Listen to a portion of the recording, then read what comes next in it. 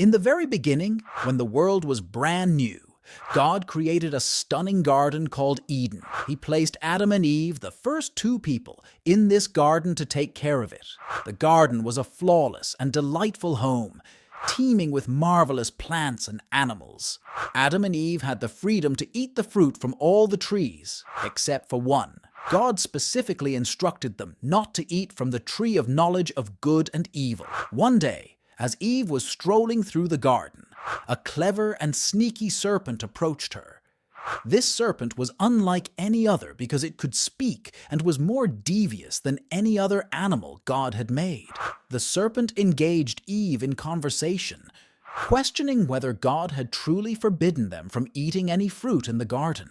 Eve responded, explaining that they were allowed to eat from all the trees except for the one in the middle of the garden. She added that they were forbidden to even touch it, or else they would face death. The serpent, in an attempt to deceive Eve, assured her that she wouldn't really die if she ate the fruit. Instead, the serpent claimed that their eyes would be opened and they would become like God, possessing knowledge of good and evil.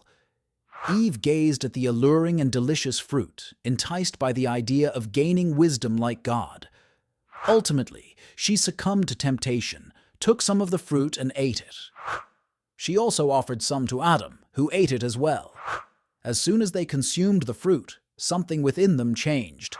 Suddenly, they felt fear and shame, prompting them to hide when they heard God walking in the garden. However, God was aware of what had transpired. He confronted Adam and Eve, who admitted to eating the forbidden fruit, but shifted the blame onto the serpent and each other. Consequently, God informed them that life outside the garden would be more challenging and far from perfect. They would have to leave Eden.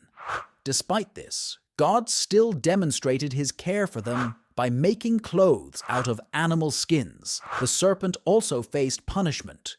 It was expelled from the garden and cursed to crawl on its belly, becoming an eternal enemy of humans from that point onward.